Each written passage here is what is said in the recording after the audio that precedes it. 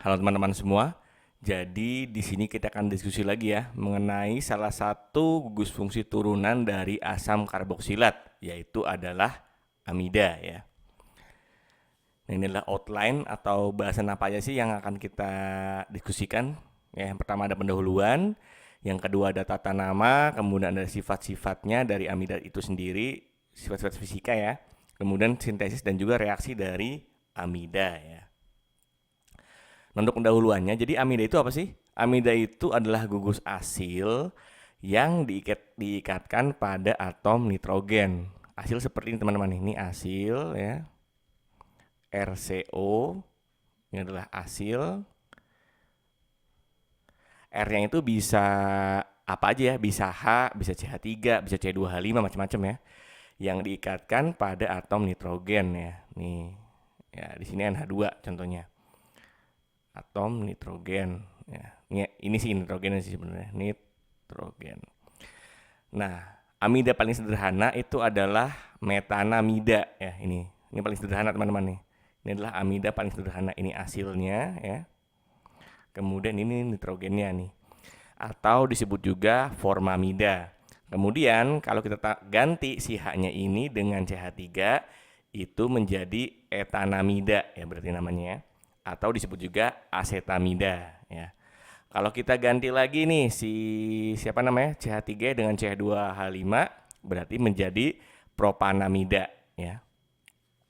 Kemudian selain itu juga si amida ini punya ada amida primer, sekunder dan juga tersier ya.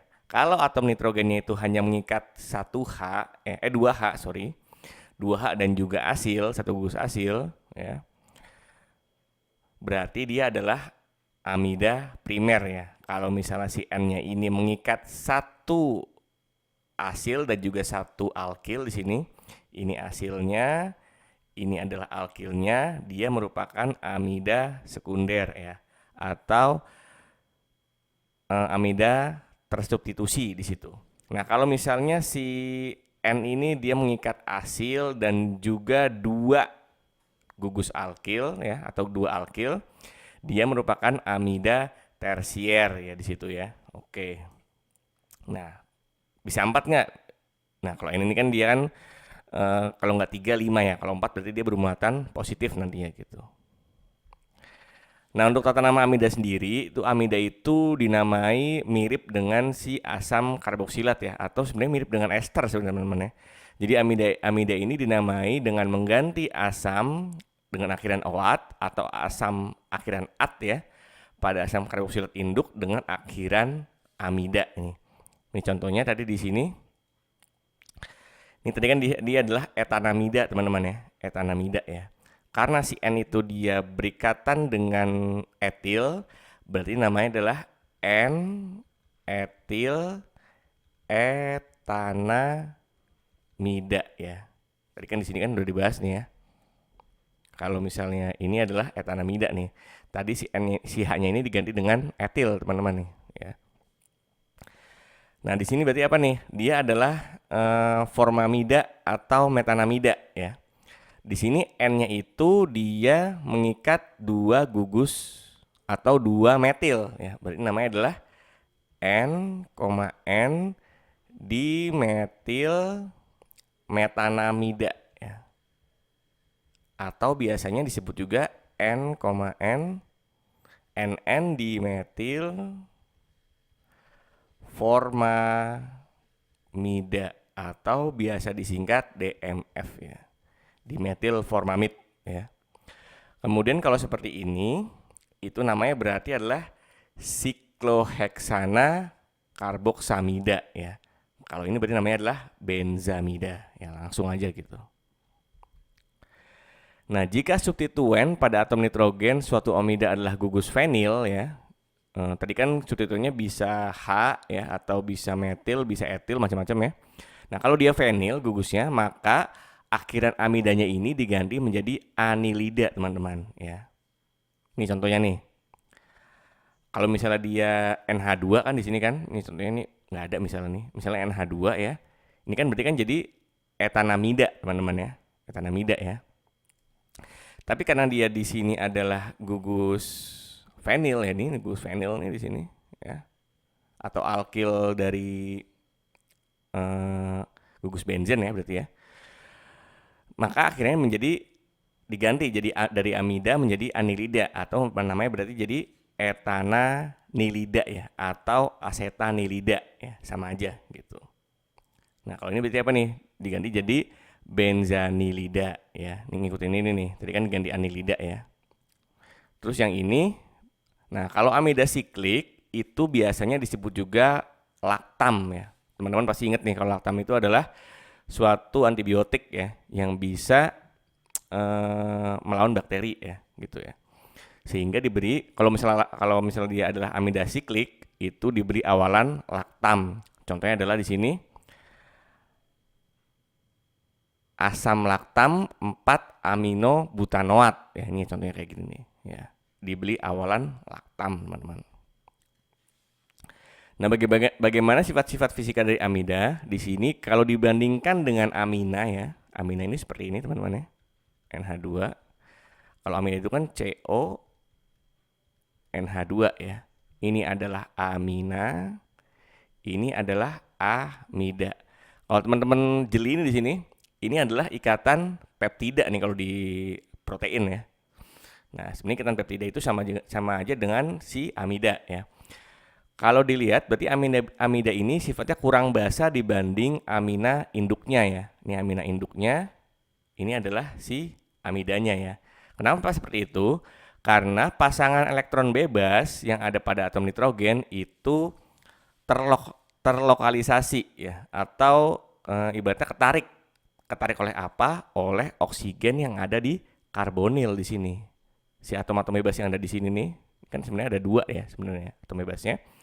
Dia itu tertarik oleh si karbonil, akibatnya dia sifatnya lebih kurang basa atau lebih susah untuk memberikan elektronnya ya, dibandingkan dengan si amina. Kalau dia kan amina bebas ya teman-teman ya, elektronnya ya, seperti itu ya. Nah, bagaimana untuk mensintesis atau penyiapan dari amida itu sendiri? Nah, si amida itu dapat dengan mudah disintesis atau diperoleh dari turunan asam karboksilat lain. Kita bisa gunakan asid klorida atau asil klorida ya. Kita sudah bahas di video sebelumnya. Atau asam anhidrit dan juga ester ya. Kalau dengan asid klorida kita bisa gunakan amina nih. Amina di sini, tambahkan amina. Yang tersier, yang primer, amina primer. Kalau misalnya kita gunakan, ini primer semua ya berarti ya. Kalau kita menggunakan asid klorida, nanti dia lepas, si aminanya masuk ya teman-teman, dengan pelarut piridin. Kalau kita gunakan asam anhidrit, itu juga menggunakan amina. Kalau kita gunakan ester, itu juga gunakan amina ya.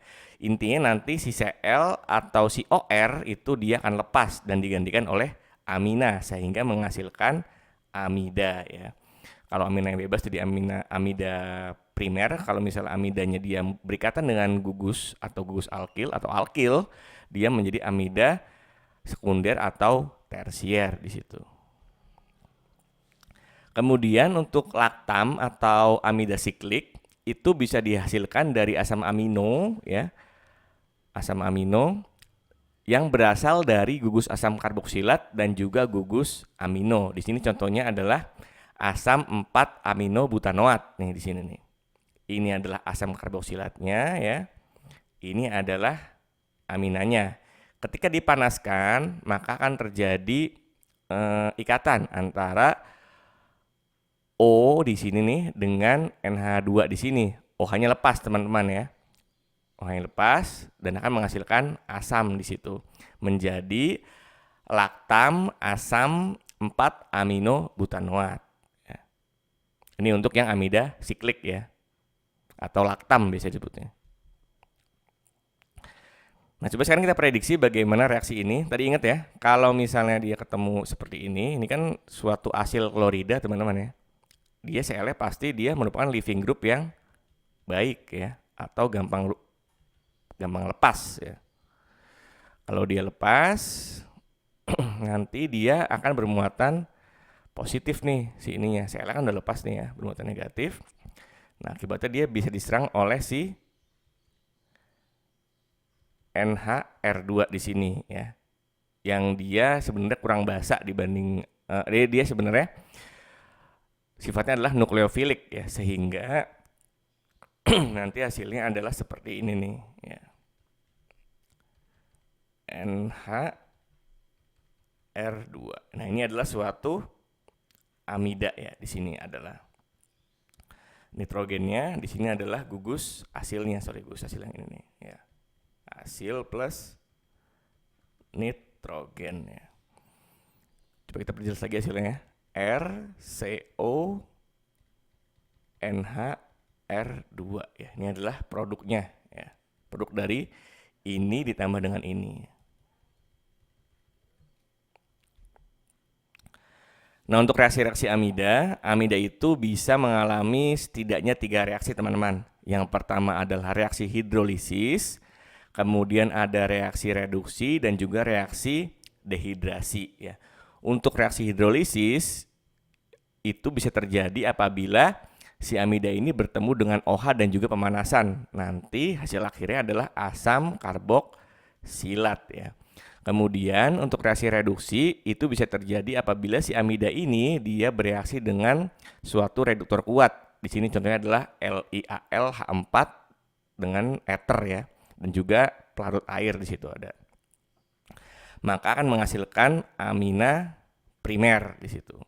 Nah, kalau misalnya si amida itu bertemu dengan SOCl2 atau POCl3, itu akan terjadi reaksi dehidrasi atau pembentukan ikatan rangkap. Maka si amida ini akan menghasilkan nitril di situ.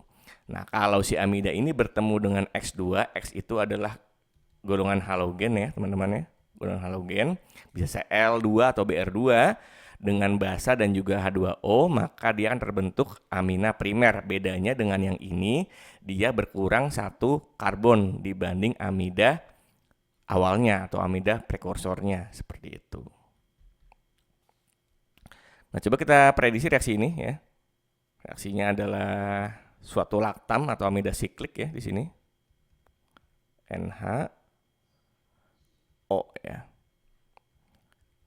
Nah, kalau dia bertemu dengan LiAlH4 ya, dan juga ether dan juga pelarut H2O, maka si O ini dia akan tereduksi menjadi apa? Menjadi hidrogen, teman-teman ya. Jadi hidrogen. Nah, bisa digambar seperti ini biar gampang nih. Nah, di sini CH3, ini biar nggak tersangkanya hidrogen lagi ya. Ini CH3, di sini CH3, di sini tetap H ya. Nah, inilah produknya nih ya. Jadi di sini adalah reaksi reduksi ya, sesuai dengan yang sebelumnya nih ya. Nah, ini nih bagian ini ya, teman-teman ya. Di sini tidak ada pengurangan atom karbon, beda dengan yang ini nih. Ketika bertemu dengan gas halogen dan juga basa ya. Ini disebut juga penata ulangan Hofmann, teman-teman ya. Teman-teman bisa lihat di video saya yang lain, ada penata ulangan Hofmann di situ ya. Nah, ini adalah referensi saya gunakan untuk pembuatan diskusi kali ini ya. Ada 4 ya. Oke, mungkin gitu ya teman-teman untuk pembahasan kali ini. Semoga materinya bermanfaat. Terima kasih.